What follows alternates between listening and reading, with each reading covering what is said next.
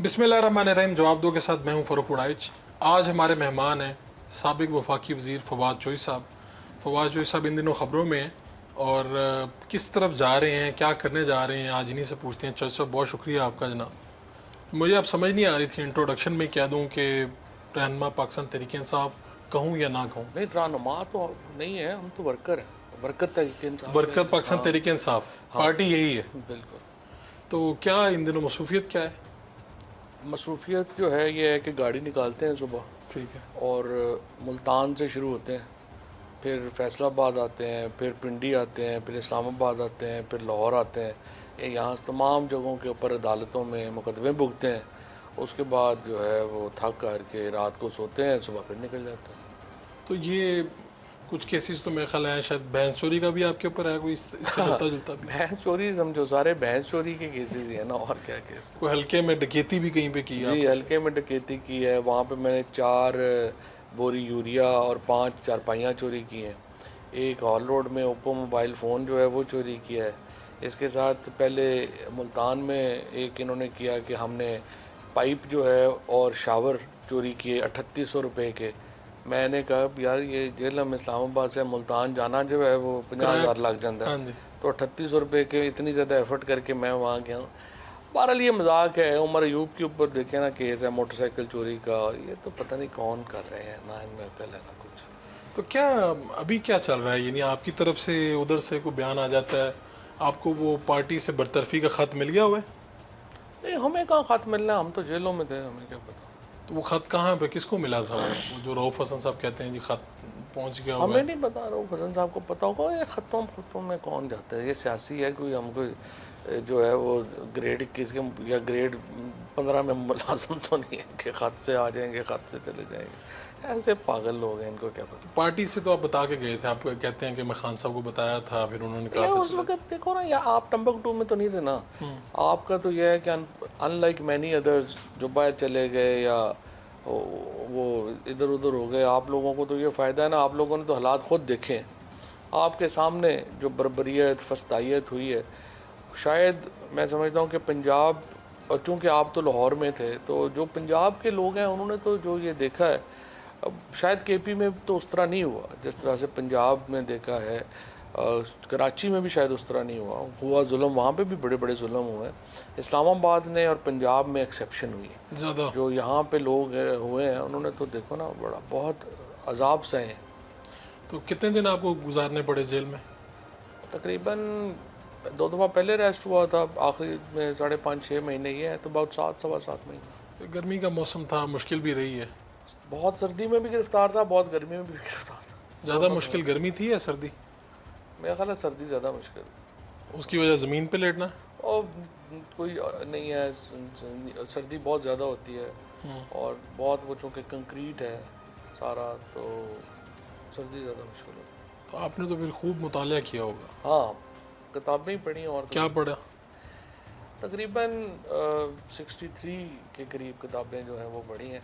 तो उनमें गफ़ार ख़ान की आप जो है वो पढ़ी है, नेहरू की आप जो ऑटोबायोग्राफी है वो पढ़ी है, फिर फोकुयामा की 2 किताबें हैं स्टेट के ऊपर वो पढ़ी हैं, फिर टेस्ला जो है टेक्नोलॉजी साइड के ऊपर आप देखें तो जो टेस्ला की है वो पढ़ी है, जो कैसे बनी, क्या ये जो इलेक्ट्रॉनिक गाड़ियों का जो रेवोल्यूशन है ये कैसे आया, इनके ऊपर देखा है, और भी बहुत सारी। तो ख़ुद अपनी भी कुछ लिखा, यादाश्त को मुरतब की है? हाँ, अपनी भी किताब लिखी है सारी 93 ऑनवर्ड, चूँकि हर मामलात को मैं बड़े करीब से देख पाया ना। 93 में मैं गवर्नमेंट कॉलेज में पढ़ता था और मेरे ताया जो अल्ताफ़ साहब थे वो पंजाब के गवर्नर थे। तो उस वक्त भी आपको याद है एक बड़ा बहरान आया था, तो वो बहरान भी बड़ी आंखों से देखा। फिर परवेज़ मुशर्रफ साहब के साथ जो है वो जो वक्त गुज़रा कुछ उसका तज़किरा, और फिर अभी जो आखिरी साल हुए हैं इन सब के ऊपर किताब तो लिखी है। तो कब आएगी किताब? अब ये पता करते हैं, देखते हैं ज़रा, थोड़ी वॉलेटाइल चीज़ें हैं उसके अंदर, मुझे एक दोस्त है वो कह रहे थे कि ये जो इस तरह की किताबें जो होती हैं ना ये आखिर में लिखते हैं, ये शुरू में नहीं लिखते तो 12 लिख दिया और देख लेंगे कब से आपको। तो क्या अगर ये सभी भुगतना ही था, इतने माह रहना ही था, गर्मी सर्दी बर्दाश्त ही करनी थी, तो वो जो अब रेफरेंस दे रहे हैं शेर अफजल मरवत, उस दिन फिर आपने क्यों पुलिस के आगे आगे लग के क्यों भागे आप? देखिए फिर अफजल मरवत साहब हों, आप हों, जो भी एक बेईमाना तशद्दुद का निशाना बनेगा वो भागेगा ही ना, क्या करेगा। ये तो एक अनफॉर्चुनेट पाकिस्तान में मैंने देखा ओवरऑल भी सोशल मीडिया के ऊपर भी ना, लोग हम दुखों को देख के खुशी होते हैं, दूसरों को देख के ना कि वो ज़्यादा दुखी है या हर्ट है, तो लोग ज़्यादातर लोग जो होते हैं ना वो कोई हमदर्दी नहीं हो रही होती, एंजॉय करते हैं? हाँ लोग एंजॉय कर रहे होते हैं।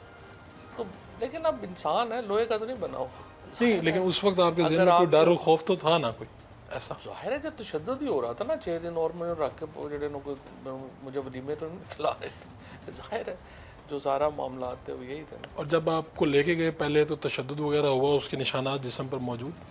वो सारी कहानी अब बता दी है, बार बार क्या बंदा अपनी बेइज्जती की कहानी दोबारा। लेकिन दिल पे तो मौजूद है ना कई चीज़ें। वो नौशी गिलानी का शेर है ना कि भूलता कौन है अपने दुश्मन के खदो खाल को, भूलता कौन है। वो तो बस ठीक है, जब तक जोर नहीं डल रहा, कमज़ोर हैं तो कमज़ोर हैं, बस ठीक है, और क्या करें। तो जेल में बैठ के आपने सोचा कि काश मैं इमरान खान को मशवरा ना देता कि असम्बलियाँ ना तोड़े? नहीं, इन्हीं दो फैसलों की वजह से तो तहरीक इंसाफ आज तहरीक इंसाफ है। आप निज़ाम एक हमने जो ऊपर से रिज़ाइन किया और जो असम्बलियाँ तोड़ी, अदरवाइज़ तो हमने ख़त्म हो जाना था। जो GB में और कश्मीर में देखे ना, जहाँ पे हमने असम्बलियाँ नहीं तोड़ी, हम PTI कहाँ खड़ी है आज। अगर तहरीक इंसाफ जो है वो तहरीक इंसाफ की जो पॉपुलैरिटी है, आप ये नहीं कर सकते कि 2 कश्तियों में पाँव रख के आप जो है चलना शुरू कर दें। अगर आपने फैसले इस तरह के बड़े तो इमरान खान ही कर सकता है, और तो कोई नहीं कर सकता।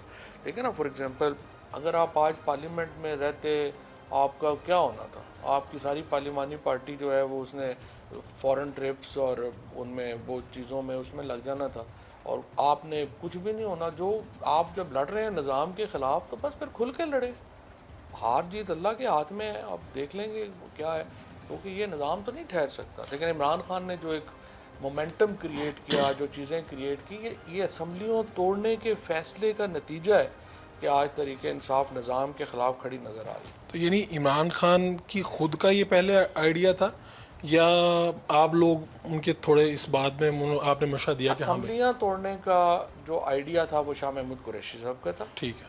और ऑब्वियसली खान साहब ने मेरे से, हमाद अज़हर से, हम लोगों से जो है अलग-अलग आई अंडरस्टैंड उन्होंने मशवरा किया था, और बिल्कुल मैंने तो इंडोर्स किया था कि बिल्कुल शाह साहब की तजवीज़ बिल्कुल। तो मुखालफत किसने की? पंजाब असम्बली में तो किसी का भी दिल नहीं था, जाहिर है। पर परवेज़ लाई साहब का तो जाहिर है बिल्कुल, वो चीफ मिनिस्टर थे, उनका दिल नहीं था। लेकिन देखिए, एक आदमी की हमारी बर्तरी थी, अगर हुकूमत बदलनी होती तो वो एक आदमी ने 2 दिन में बदल जाना था, उसमें क्या था जो हालात। तो अभी तो फिर चौधरी परवेज़ लाई साहब तो आपके बड़े मुतरिफ होंगे कि यार बंदा ठीक है अंदर से। नहीं, चीफ मिनिस्टर का तो दिल नहीं ना करता असम्बली टूटे, नहीं, आज भी उनको ये गम है कि उनकी हुकूमत भेजी गई। चौधरी साहब का तो ख्याल है हुकूमत रहती तो बेहतर था, लेकिन जाहिर है मैं तो उनके ख्याल से इतफाक़ नहीं करता। मेरे बुज़ुर्ग हैं, बहुत मेरा उनका एहतराम है, लेकिन देखें वो एक रवायती सियासत अगर आपने करनी है तो फिर रवायती सियासत तो चल ही रही थी, और उसमें तो फिर यही है ना कि आपने रवायती सियासत करते रहें, इंतज़ार करें कब इस्टेब्लिशमेंट की और इनकी लड़ाई हो और आप जम मार लें और अल्लाह खैर सल्ला। लेकिन इमरान खान तो ये नहीं चाहते थे। इमरान खान के तो आइडियाज़ बड़े आइडियाज़ थे, और बड़े आइडियाज़ के लिए तो फिर आपको निज़ाम के ख़िलाफ़ लड़ना पड़ता है। ये इमरान खान ही लड़ सकता है, बाकी तो देखें ना, ज़्यादातर लोग तो एक निज़ाम के साथ ही रह के चल सकते हैं ना, उसमें इतनी सख्त नहीं होती। तो ये फ़ैसला तो इस्टेब्लिशमेंट को भी पसंद नहीं आया ना, असम्बलियाँ तोड़ना, ये सारा कुछ करना। तो इस्टेब्लिशमेंट को कौन सा पहला फैसला कौन सा पसंद आया था? उनको हमारा इलेक्शन जितना पसंद आया था जो 19 सीटें जीती थी। इस्टेब्लिशमेंट की मर्ज़ी के ऊपर चले तो बस फिर तो हम खुदकुशियाँ ही कर लेना ज़ाहिर है। लेकिन मैं तो आपके ऊपर भी थोड़ा हैरान हूँ कि आम तौर पे तो ये समझा जाता है कि आप इस्टेब्लिशमेंट के हामी हैं, चीज़ें हैं, लेकिन आप तो खुल के आए हैं इस दफ़ा भी, PTI में भी, और आपने उस सोच का साथ दिया है जो एंटी इस्टेब्लिशमेंट है। ये देखिए, एंटी इस्टेब्लिशमेंट से मेरा बहुत गुफ्तगू रही है कई चीफ साहिबान से, इंक्लूडिंग जम बाजवा साहब से भी, कि देखें पाकिस्तान जो है ना, वो, मैं नेशनलिस्ट हूँ, मेरे लिए पाकिस्तान फर्स्ट जो है ना वो इम्पॉर्टेंट है। सो ये फ़ौज का जो रोल है उसकी अहमियत से भी इनकार नहीं किया जा सकता। फ़ौज का इदारे के बगैर तो मुल्क नहीं होते ना। वो कहते हैं there will always be an army if not yours enemies. ठीक है। तो आपने फ़ौज का इदारा तो रखना है, फ़ौज के इदारे की अहमियत मुसल्लमा है, लेकिन प्रॉब्लम ये हुई है कि देखें, पाकिस्तान था वॉर इकॉनमी में 1952 से लेके अब तक। हमारे जब अयूब खान ने विज़िट किया अमेरिका का और हम फ्रंट लाइन स्टेट बन गए यूएसएसआर के ख़िलाफ़, उस वक्त वो फ़ॉरेन कोरियन वॉर आ गई, फिर आपकी वियतनाम वॉर आ गई, फिर अफ़गान वॉर्स आ गई। तो फ़ौज की जो हमारे यहाँ जो जो हम दुनिया हमें देखती थी वो फ़ौज के लेंस से देखती थी, तो फ़ौज की अहमियत पॉलिटिकल थी। अब जब पाकिस्तान आगे चला गया है, दुनिया आगे चली गई है, डेमोक्रेसीज जो हैं वो बहुत ज़्यादा हो गई हैं। आप देखें ना, कई 100 ममालिक, कई डजन्स ऑफ कंट्रीज़ जो अमरीत में थे वो अब डेमोक्रेसी में दाखिल हो गए। तो पाकिस्तान को भी रीडू करने की ज़रूरत है। पाकिस्तान आ गया इस फेज़ में जमहूरी वाले में, कि अभी उसी में चल रहा है? जमहूरी में तो हम हैं। पाकिस्तान इज़ ऑब्वियसली 1 और 2 मुस्लिम कंट्रीज़ जो जमहूरी है या थोड़ा बहुत है। अब हमारे यहाँ क्वालिटी डेमोक्रेसी की डिबेट है। ठीक है, इसके ऊपर तो कोई डिबेट ही नहीं है कि पाकिस्तान को जमहूरी कितना दूर देख रहे हैं इससे क्वालिटी डेमोक्रेसी वाले? देखें, अब इशू ये है कि पाकिस्तान में जो फेज़ है ना, हमेशा सोशल समाजी तब्दीली पहले आती है, पॉलिटिकल तब्दीली उसके बाद आती है। अब हमारा, मेरे दादा ने पहला इलेक्शन 1926 में लड़ा था, तो 100 साल हो गया हमें सियासत में। कभी किसी ने सोचा भी नहीं था कि हमें औरतों से ज़्यादा वोट मांगने पड़ेंगे। कभी सोचा भी नहीं था कि क्रिकेट खेलते बच्चे जो हैं वो अपने फ़ैसले खुद करेंगे। ये हमारे होता तो मतलब हम जेलम से इलेक्शन लड़ते थे, वहाँ पे होता था ये जट्टां दे ग्रान, ये राजगान दे ग्रान होते, पता जी ना उधर वोट देनी है, उधर वोट देनी। अब तो ये डिस्टिंक्शन ही ख़त्म हो गई। अब तो बड़ी सिंपल है, घर में बाप अलहदा वोट देता है, माँ अलहदा वोट देती है, बच्चे अलहदा वोट देते हैं और अपना अपने पॉइंट ऑफ व्यू पे देते हैं। सो मतलब क्या है, हम किनशिप से इंडिविजुअलिज्म की तरफ चले गए। तो ये तो पॉजिटिव चेंज, ये इतनी बड़ी सोशल चेंज है कि ये मुमकिन ही नहीं कि आप यहाँ आप डेमोक्रेसी को रोक सकें। इसीलिए इस्टेब्लिशमेंट अपना बहुत नुकसान कर रही है इस अमल को रोकने की कोशिश करके। उसमें उनकी अपनी रेपुटेशन उड़ गई है। देखिए ना, अभी मसलन होता ये था कि पहले, क्योंकि आप तो इतने अरसे से सियासत कवर कर रहे हैं, देख रहे हैं, कोई बंदे होते थे ना हलकों में, वो कहते थे यार मशहूर करो साडा फलानी एजेंसी ना ताल्लुक है, मशहूर करो साडा इस्टेब्लिशमेंट, क्योंकि वो एक पॉलिटिकल ताकत बनती थी और लगता था कि बंदा बड़ा तगड़ा है। अब अगले को डिस्क्रेडिट करना हो ना, एवं कह देते ना, देखो जी ये फलानी एजेंसी के नाल काम, ऐसे ही पोलिटिकली डेमोनाइजेशन करनी हो। अब हालात बदल गए ना, तो क्या हुआ, वो इसलिए कि इस्टेब्लिशमेंट ने सोचा ही नहीं कि एक हालात बदल गए हैं पूरे, एक सोशल चेंज जो आ गई है, एस्टैब्लिशमेंट को इसके मुताबिक बदलना पड़ेगा ना। नहीं बदलेंगे तो नुकसान करेंगे और तो कुछ नहीं हो रहा, चेंज तो नहीं वापस जाती। गुफ्तगू का सिलसिला जारी है जनाब। एक शॉर्ट कमर्शियल ब्रेक से वापस आएंगे तो इस्टेब्लिशमेंट को क्या करना चाहिए। फवाद चौधरी साहब के पास बड़ी अच्छी तजावीज़ है। Welcome back. ये खान साहब बाहर ही थे ज़मान पार्क में जब आप प्रेस कॉन्फ्रेंस वगैरह करते थे, तो उस वक्त तो आप ये कहते थे कि भी अवाम का एक समुंदर आ रहा है जो इस्टेब्लिशमेंट को भी बहा के ले जाएगा, जो सबको बहा के ले जाएगा। तो ले तो गया 8 फरवरी को इस्टेब्लिशमेंट। आज इस्टेब्लिशमेंट ताकतवर है, कोई पीटीआई कहीं पे जलसा नहीं कर सकती, कुछ कर नहीं सकती। बेसिकली आप ये कह रहे हैं कि फिज़िकली ताकतवर है, लेकिन सियासी, इखलाकी और मॉरली तो जो पाकिस्तान के अंदर अवाम है वो तो बिल्कुल और तरफ खड़ी है। इस हुकूमत की कोई क्रेडिबिलिटी नहीं है। मतलब आप देखें ना, आज शहबाज शरीफ को वज़ीर-ए-आज़म बने मेरे ख्याल है 2 साल पहले हो गए हैं, और अभी भी बने मेरे ख्याल है 5-6 महीने तो हो गए हैं, 6 महीने हो गए होंगे तकरीबन। एक यूरोपीय यूनियन के लीडर ने फ़ोन नहीं किया, एक यूके अमेरिका के जो सदर हैं उन्होंने इनको मुबारकबाद तक नहीं दी कि आप वज़ीर-ए-आज़म बन गए। ये इंटरनेशनल क्रेडिबिलिटी है इस हुकूमत की। पाकिस्तान के अंदर हर बच्चे को पता है कि ये 25 सीटें थी, 18 या 25 सीटें थी नून लीग की, इससे ज़्यादा सीटें नहीं। सो दे हैव नो क्रेडिबिलिटी। अब पाकिस्तान में हम कर क्या रहे हैं? पाकिस्तान का इस वक्त डायलेमा क्या है, जो इस्टेब्लिशमेंट को भी सोचना चाहिए और इनको भी सोचना चाहिए। जब जनरल ज़ियाउल हक ने जुनेजो साहब को नॉमिनेट किया था ना प्राइम मिनिस्टर, तो अगर आप पढ़े तो जुनेजो साहब ने आके पहला बयान दिया कि मुल्क में मार्शल लॉ और जमहूरियत इकट्ठी नहीं चल सकती। बिल्कुल ठीक। अब दोबारा मार्शल लॉ और जमहूरियत इकट्ठा चलाने की कोशिश हो रही है। पाकिस्तान का डायलेमा ये लगा, मार्शल लॉ हुआ है और हम रंग रोगन हमने जमहूरियत। तो आपको लगता है कि अभी कोई ऐसा उठेगा जो आके कहेगा कि मार्शल लॉ और जमहूरियत इकट्ठी नहीं चल सकती? देखे ना, बात यह है, ये चल ही नहीं सकती। कहे ना कहे, मैं तो आपको कह रहा हूँ नहीं चल सकती। जब 85-86 में नहीं चल सकी तो अब कैसे चल सकती? फिर इसका नतीजा क्या है? आपको ये हुकूमत 5 साल भी चलती नज़र आती है? इसके नतीजे के अंदर देखें, हम दुनिया की मिसालें ही देख सकते हैं। देखें ना, जब फ्रांस के अंदर जब इनकलाब को या रेवोल्यूशन को या समाजी तब्दीली को रोकने की कोशिश की बादशाह ने, तो एक इनकलाब फ्रांस आ गया। उसके बरक्स यूके के अंदर जो बादशाह था वो अक्लमंद था, उसने अपनी पावर्स जो हैं वो खुद ही डेलीकेट कर दी लोगों को, और उस वहाँ पे बड़ी कम तबाही हुई, फ्रांस में बहुत ज़्यादा तबाही हुई। अब मेरे लिए ये हिस्ट्री के ही ख़िलाफ़ होगा अगर पाकिस्तान में ये समाजी तब्दीली जो है वो पॉलिटिकल तब्दीली ना ला सके। ऐसा होता ही नहीं। तो आप कह रहे हैं 2 ऑप्शन है, या मज़ाहमत करेंगे तो ज़्यादा तबाही है, या पावर्स को आप बिल्कुल जाने दें जहाँ पे वो जा पावर्स रही को आप रीसेटल होने दें, पॉलिटिकल प्रोसेस के ज़रिए रीसेटल होने दें। आप इसकी जितनी मज़ाहमत करेंगे उतना ये ज़्यादा बढ़ेगा। तो इसका मतलब है फिर आप भी हिस्ट्री का मुताला करते हैं, तो हम तो इलेक्शन देख रहे हैं, नया इलेक्शन देख रहे हैं। हाँ, नया इलेक्शन तो होना ही होना है, उससे तो इन्हीं 5 सालों के अंदर अंदर 5 साल तो बड़े लंबे हैं। ये तो देखिए, मुझे जो मेरा पर्सनल ख्याल है, जी, सितंबर जो है ना will start the process of ये तहरीक की।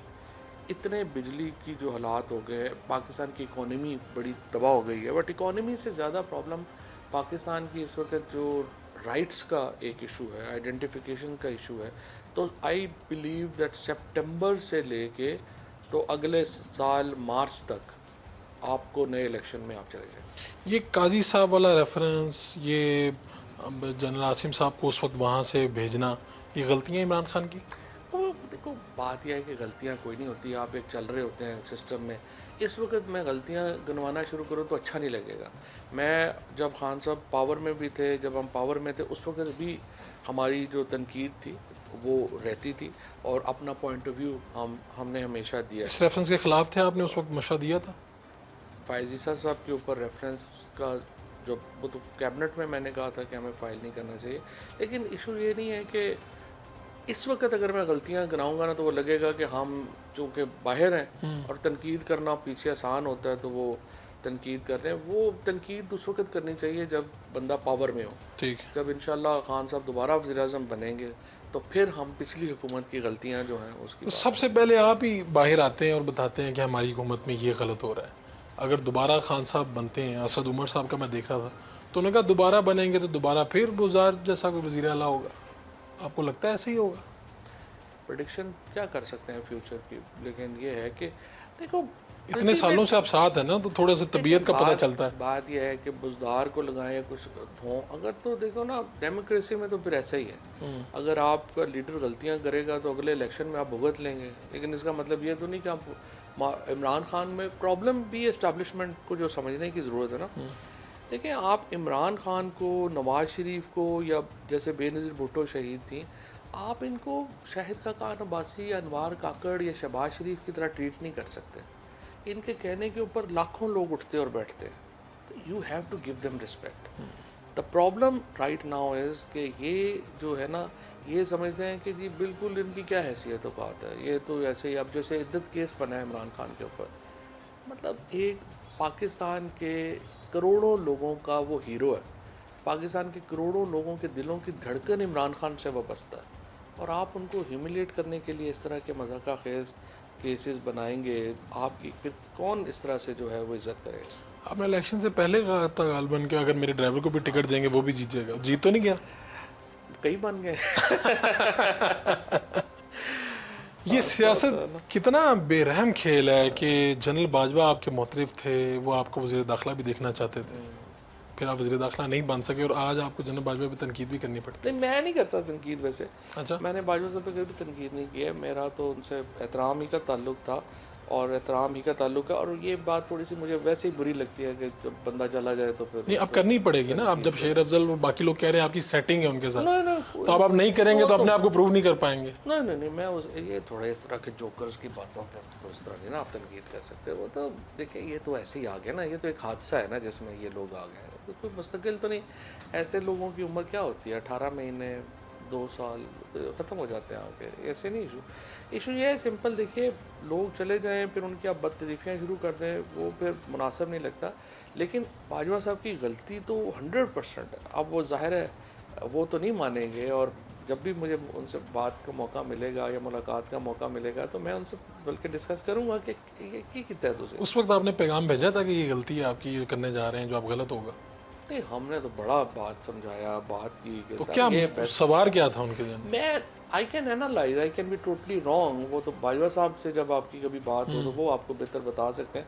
बट मेरा ख्याल है कि उन्होंने फैसला किया कि मैंने एक एक्सटेंशन इमरान खान से ले ली है ना, तो अब एक एक्सटेंशन मैं नून लीग से ले लूँ ना, तो इससे मेरी बड़ी ज़बरदस्त गुड्डी चढ़ जाएगी। हालांकि अगर इन द हाइंडसाइट मैं देखता हूँ कि अगर जनरल बाजवा एक्सटेंशन ना लेते, इमरान खान से भी एक्सटेंशन ना लेते, तो वो तारीख़ के बहुत बड़े आदमी होते और पाकिस्तान के अंदर एक बड़ा पॉलिटिकल प्रोसेस शुरू करने का जो सेहरा है वो उनके सर जाता। लेकिन असल में मसला ये भी हो जाता है ना कि ये अब जैसे अब फ़ायज़ ईसा साहब का भी दिल कर रहा है कि मैं एक्सटेंशन ले लूँ, वो बच्चे कहना शुरू कर देते हैं, भाई रिश्तेदार दोस्त कि अबू आपके बगैर मुल्क कैसे चलेगा। और फिर अबू को लगता भी है कि नहीं चलेगा। फिर अबू को फील होना शुरू हो जाता है कि यार अगर मैं ना रहा तो ये तो ठीक कह रहे हैं, मुल्क ही डूब जाएगा। हालांकि जिस तरह डिगाल ने कहा था कि ग्रेवयार्ड्स आर फुल ऑफ इंडिस्पेंसिबल्स, तो इंडिस्पेंसिबल तो कोई भी नहीं होता, बट लगता यही है कि मैं नहीं होगा तो क्या होगा। इस्तेकाम पाकिस्तान पार्टी ये भी पार्टी बनी, ये फैसला दुरुस्त था या गलत था, इसके पीछे इस्टेब्लिशमेंट थी? एक शॉर्ट कम शब्द ब्रेक लेते हैं, फिर आप वापस आते हैं तो आपको बताते हैं। Welcome back. वो हाशिम डोगर साहब ने कहा कि आईपीपी इस्टेब्लिशमेंट का इतना बुरा प्रोजेक्ट था कि इसने कई सियासी ख़ानदान तबाह कर दिए। आप इत्तेफाक करते हैं इस बात से? सियासी ख़ानदान नहीं तबाह होते, वो तो एक सिस्टम है, उसमें वो आ जाते हैं। मैंने जहांगीर तरीन साहब से यही बात कही थी, मेरा तो उनसे एहतराम का ताल्लुक़ था। मैंने उनसे ये कहा था कि सर देखिए जो यहाँ पे इस्टेब्लिशमेंट में लोग आते हैं ना, वो आके बदल जाते हैं और पॉलिसी भी बदल जाती है। ये आप पहला ये कर रहे हैं कि आप पूरे पंजाब के जो पॉलिटिकल फैमिलीज़ हैं ना, उनको आप पर्सनली अपने ख़िलाफ़ कर रहे हैं। और देखें ये लोग 100 साल से पॉलिटिक्स कर रहे हैं, इन लोगों ने कहीं नहीं जाना। आप पर्सनल मुखालफतें ना लें लोगों की और आपको भुगतना पड़ जाएगा बाद में। तो बहरहाल तरीन साहब तो एग्री थे और ये, लेकिन बहरहाल एक होती है ना, फेज़ होती है, लगता है कि बस मैं तो आ ही गया। उनको क्यों बाहर कैसे कर दिया गया? यानी वो बाहर हो गए बिल्कुल गेम से? मैं तो जेल में था ना, मेरी मुलाकात नहीं हुई, पता नहीं किया कि उनके साथ क्या हुआ। बहुत से लोग इस इन इलेक्शन में उनका करियर तो दाव पे लग गया, कैरियर ख़त्म हो गए इनके कैरियर ख़त्म हो गए बिल्कुल। और लेकिन इनके कैरियर तो थे भी छोटे ना। देखो जो एक बड़े पॉलिटिकल फैमिलीज, बड़ा इस दफ़ा तो बहुत ही आपको मैं देखा ना, ये जो पॉलिटिशियंस होते हैं ना, ये ऐसे ही कामयाब नहीं होते। मिसाल के तौर के ऊपर आप देखें ना, इस दफ़ा कितना दबाव था लोगों के ऊपर, कितना कुछ था, लेकिन उन्होंने, अब लोगों ने पब्लिक सेंटिमेंट की वजह से इमरान खान का साथ नहीं छोड़ा। जितना बड़ा पीटीआई के ऊपर ऑपरेशन आया है, जितना बड़ा जुल्म, बर्बरियत, फस्तायत का एक आया दौर चला है, मसलन आप मुझे बताएं नसरुल्लाह दरेशक साहब की वगैरह का कभी किसी ने सोचा था कि वो जनाब अपना नहीं छोड़ेंगे, खड़े रहेंगे? इसी तरह से साउथ पंजाब में बाकी जो सारे लोग बड़े बड़े खानदान हैं जो हमेशा छोड़ जाते हैं, हमेशा छोड़ जाते हैं। कोई बंदा कह रहे पब्लिक प्रेशर ही ऐसा था, पब्लिक कि इमरान खान को नहीं छोड़ पाए। कोई पॉलिटिशियन जो है ना, वो पब्लिक सेंटिमेंट से बहुत बाहर नहीं हो सकता। अब देखो ना, जो बाहर हुए हैं, मतलब राजा रियाज है, उसकी नस्लों की सियासत ख़त्म हो गई। हमारा दोस्त है नवाब शेर वसीर साहब, नस्लों की सियासत ख़त्म करा बैठे। खुद मेरा कज़न है फ़ारूक, आखिरी इलेक्शन है उसका, वो सही जीता इलेक्शन? नहीं, वो कहाँ यहाँ अटक से लेके लाहौर तक तमाम इलेक्शन जो है वो पीटीआई स्वीप कर गई। मतलब जेलम वाली सीटें भी आप कहते हैं कि 100% पीटीआई की। और बिल्कुल वो लोग, जिन लोगों ने इलेक्शन लड़े वहाँ पे, वो एक दिन कैंपेन के लिए नहीं गए, कुछ कैंपेन नहीं हुई, कुछ नहीं हुआ बस। और ना उनका कोई रोल है ना कुछ है, फिर भी बैठे बैठाए जो है वो घर पे जीत गए। तो ये पावर है इमरान खान की, ये पावर है इस वक्त एक सोशल मीडिया की। और ये वजह है जिसकी वजह से कोई पॉलिटिकल फैमिली जो थी, जिसको थोड़ी सी अंडरस्टैंडिंग थी पॉलिटिक्स की, वो अलहदे नहीं हुई इमरान खान से। आप हमें स्पोक पर्सन के तौर पे और सियासतदान के तौर पे तो अच्छे लगते हैं, लेकिन आपका एक वज़ीर इत्तलात वाला दौर भी गुजरा जो मुझे क्या मीडिया वर्कर्स को काफ़ी बुरा लगा है। बिल्कुल भी नहीं, हमारा दौर तो सबसे ज़बरदस्त दौर था मीडिया के लिए। अब बार बार कहते थे मीडिया बंद हो रहा है, बिजनेस मॉडल तो देखो, वो तो मैं टेक्नोलॉजी का 2018 में मैं बता रहा था कि यार ये आप अपना मॉडल चेंज करें, सोशल मीडिया जो है विल टेक इट ओवर। वो मैं थ्रेट थोड़ा कर रहा हूँ, वो तो मैं बता रहा हूँ, मेरे कहने ना कहने से क्या होना है। अब जैसे आर्टिफिशियल इंटेलिजेंस आ रही है, तो आर्टिफिशियल इंटेलिजेंस कई कारोबार ख़त्म कर देगी। अब ये थ्रेट थोड़ा ही है, मैं तो बता रहा हूँ कि ये होगा। और एक्चुअली मैंने ये कहा था 2023, मैंने सोचा 23, 24, 25 में ये होगा, बट वो 22 में हो गया, जल्दी हो गया आपकी एक्सपेक्टेशन। लेकिन ऐसा तो हुआ ना कि बाजवा साहब अपनी महफिलों में बैठ के कहते थे कि एंकर्स की तनख्वाहें ज़्यादा हैं, इनकी लाखों में करोड़ों में तनख्वाहें क्यों हैं। उनको तनख्वाहों से मसला था ना। वो बाजवा साहब को होगा, कई लोगों को है कि ये है, लेकिन वो तो गलत सोच है ना। वो तो देखो ना, कैपिटलिस्ट इकोनॉमी आप चला रहे हैं, उसमें जिसकी तनख्वाह लोगों की अपनी सलाहियतों के मुताबिक तनख्वाह होगी ना। अगर जो दिखता है वो दिखता है। इस तरह तो हम कहें कि ये जो आमिर खान है और ये सलमान इतने पैसे क्यों ले रहे हैं, ये इतना पैसे क्यों ले रहे हैं और बाकियों को क्यों नहीं मिल रही है, तो नहीं ना, ये तो कैपिटलिस्ट इकोनॉमी, इसी के मुताबिक डिस्ट्रीब्यूशन होनी है। ये एतराज़ की बात नहीं। और इसीलिए मैं आपको बताऊं कि जो PTI के दौर के में आप सिर्फ मीडिया ऑर्गेनाइजेशंस के प्रॉफिट उठा के देखें, हर एक का प्रॉफिट डबल हुआ है। ये अलहदा बात है कि वो पैसा उन्होंने शिफ्ट नहीं किया अपने वर्कर्स को, और बहुत सारे तो मनी लॉन्ड्रिंग में इन्वॉल्व हैं। और जो अनफॉर्चुनेटली जो प्रॉब्लम है कि जब मैं PMDA ला रहा था और मैंने ये कहा कि हम ये मोनोपली ख़त्म करें सेठों की और एक सिस्टम्स क्रिएट करें, सारी जो मीडिया ऑर्गेनाइजेशन थी वो भी वर्कर्स के ख़िलाफ़ मालिकों के साथ मिल गए। आप ये सारा जो 9 मई है, इसमें किसको जिम्मेदार समझते हैं? इसका बनाए पे जुडिशल कमीशन, पता चले कैसे हुआ, क्या हुआ। हम तो अदालतों में, हम तो थे इधर जस्टिस आमिर फारूक साहब की अदालत में अपने को ज़मानतें ले रहे थे। अगले दिन जो है वो हम अरेस्ट हो गए। 10 दिन बाद पता चला जी कि ये पता नहीं कोई हो गया, तो लोगों ने कर करा दिया। हम मुझे तो समझ ही नहीं क्या हुआ है क्या नहीं। आपके ख्याल में जब ये लोग बाहर आएंगे, अगर कुछ सीन ऐसा होता है कि कई सालों बाद इनको आना पड़े, जल्दी आ जाए, मेरी तो है दुआ, तो अब ये कोई पाकिस्तान के इंकलाबी या हीरो होंगे ये लोग जो 9 मई में मुलव्विस थे, मौके पे मौजूद थे, दंगा फसाद का। अब 8 फरवरी हो गया ना, अब उसका क्या करें? 8 फरवरी की तो हो गया ना। आपको लगता है 9 मई इतनी जल्दी 8 फरवरी के पीछे आ जाएगा? 71 का सानिया भी आगे चला गया है। आगे चीज़ें बुला के आगे चलनी होती हैं, उन्हें एक जफ्फा ही नहीं मार लेना होता। तो मोहसिन नकवी साहब के ख़िलाफ़ जब प्रेस कॉन्फ्रेंस की चौधरी साहब ने, तो क्या उनके जज्बात थे, इनके साथ पुरानी दोस्ती थी? ये भी पूछते हैं एक short commercial break. Welcome back. क्या आप देख रहे हैं, मोहसिन नकवी साहब भी आपके अच्छे दोस्त हैं, मेरे ख्याल आपको तनकीद करना पड़ी, पहली प्रेस कॉन्फ्रेंस करना पड़ी जब वो वज़ीर आला पंजाब बने। पहली बात तो ये थी कि दोस्त तो थे, बड़ा पुराना ताल्लुक था, लेकिन बहरहाल कुर्बान करना पड़ता है सियासत में। मेरे ख्याल खान साहब चाहते थे कि आप बात करें, प्रेस कॉन्फ्रेंस करें। देखिए, बिल्कुल बड़ी कई बातें होती है जो पार्टी की पोजीशन मैंने एक्सप्लेन करनी है, चाहे मेरी अपनी पोजीशन हो या ना हो। और इलेक्शन कमीशन के ऊपर फॉर एग्जांपल वो तुम्हारी पार्टी पोजीशन जो हमने पार्टी पोजीशन अपनी ली, कई दफ़ा आप राय ख़िलाफ़ भी देते हैं लेकिन वो रिजेक्ट हो जाती है।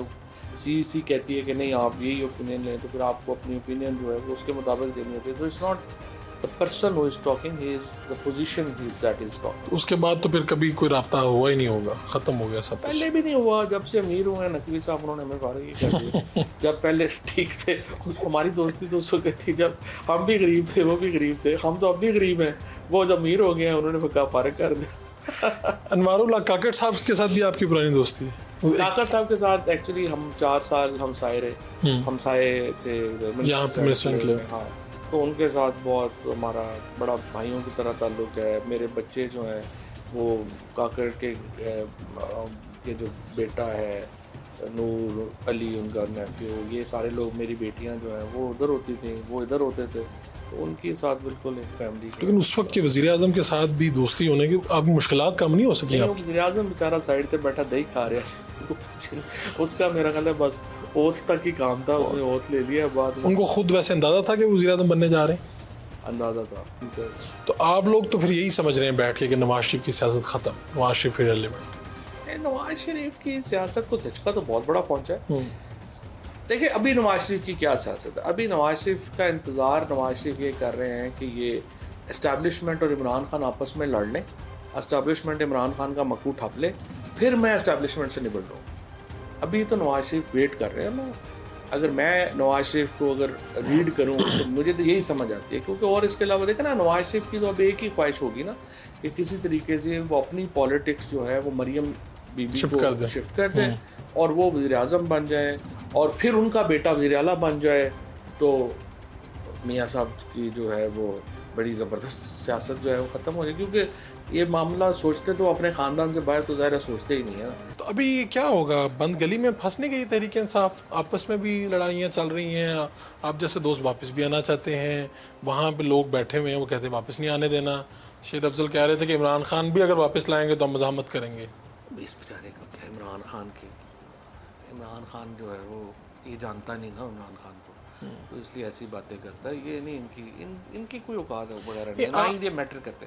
देखिए आप इतने कॉन्फिडेंट क्यों, यानी इमरान खान ने आपको कहा कि ओके सब ठीक हो गया, इसलिए आप इतने पुरएतमाद? नहीं, मेरा तो खान साहब से ज़ाहिर है बड़ा ताल्लुक़, मेहरबानी का ताल्लुक़ है, मेरी बहुत उनसे क्लोज़ रिलेशनशिप है।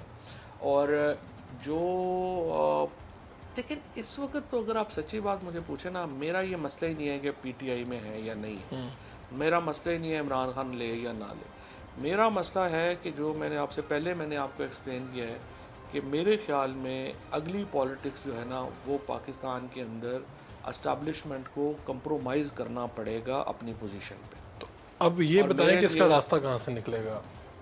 इसका रास्ता पहले तो सबसे अच्छा तो बात यह है कि एस्टैब्लिशमेंट ही अपनी पॉलिसी पे नज़रसानी करे और मेहरबानी करे, और दूसरा फिर अगर वो नहीं करेंगे, जो अभी तक तो यही लग रहा है कि नहीं करेंगे, वो तो सख्ती पे ही है, फिर ये मैंने तो बार बार ये बात कही है कि इमरान खान को, पीटीआई को इस वक्त अपोजिशन पार्टी से बातचीत करने की ज़रूरत है। ठीक। इस वक्त ना एस्टैब्लिशमेंट से बातचीत करें ना हुकूमत से बातचीत करें, इस वक्त उन्हें बातचीत करने की ज़रूरत है मौलाना फजलुर रहमान से, पीर पगाड़ा साहब से, हाफिज़ नईम साहब से, और अचकज़ई साहब और अख्तर मिंगल पहले जो हैं वो इधर। तो यानी आप मिल के कोई बड़ी तहरीक बनाएं। जब आप 5-6 लोग इकट्ठे हो जाएंगे फिर मजबूरी बन, एक तो देखें ना 100% खैबर पख्तूनख्वा एक तरफ हो गया क्योंकि वहाँ है ही पीटीआई है 70% और 30% जेयू है, तो आप 100% सूबा एक तरफ हो गया, तो फेडरेशन कैसे चलेगी?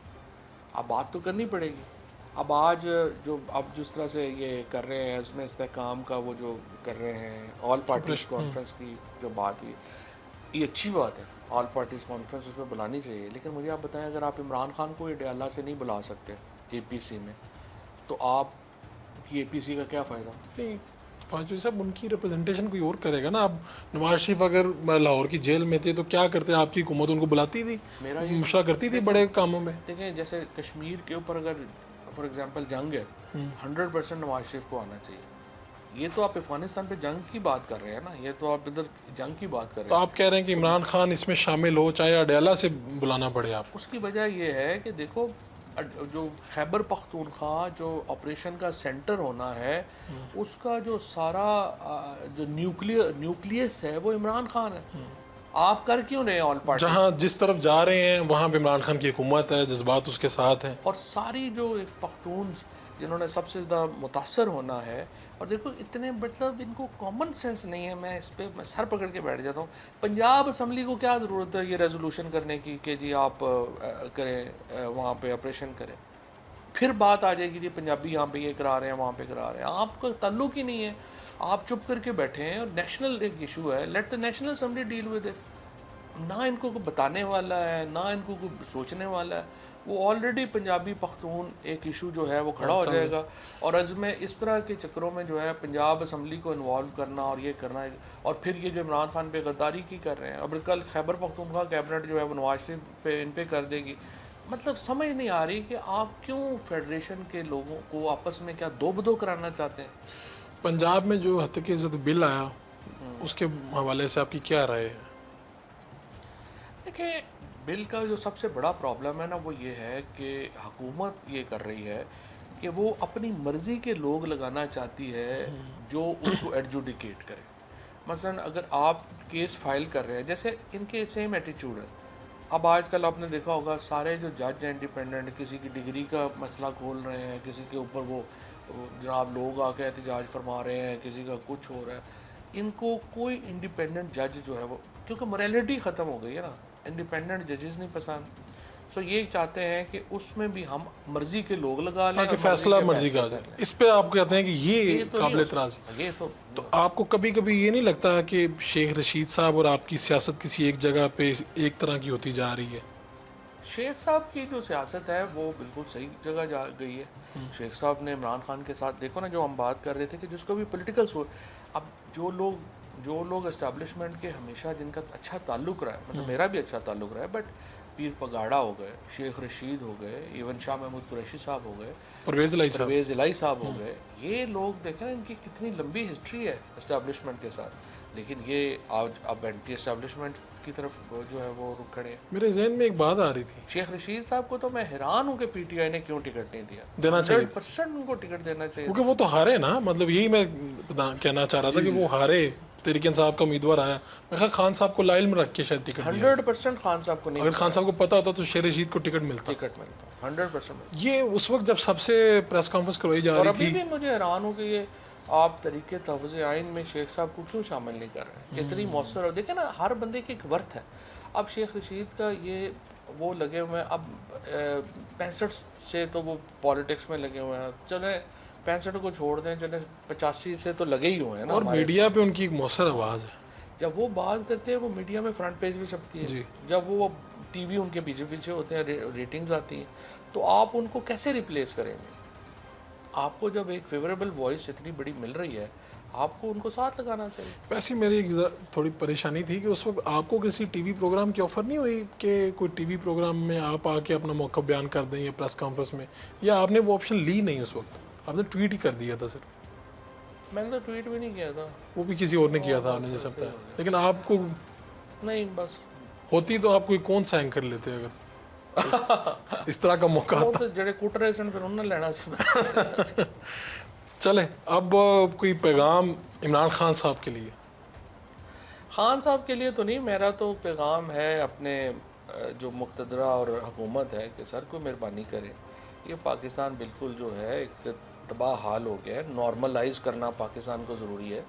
ये 22 करोड़ 23 करोड़ लोगों का मुल्क है, इसको आप इस तरह से जो है वो कैजुअली तो नहीं चला सकते। इसको नॉर्मलाइज़ करें। नॉर्मलाइज़ करने का वाहिद तरीका ये है कि तलखियाँ कम, और आप इमरान खान की तरफ जो है वो थोड़ा अपना रवैया जो है उसको नरम करें। आपका बहुत बहुत शुक्रिया जनाब।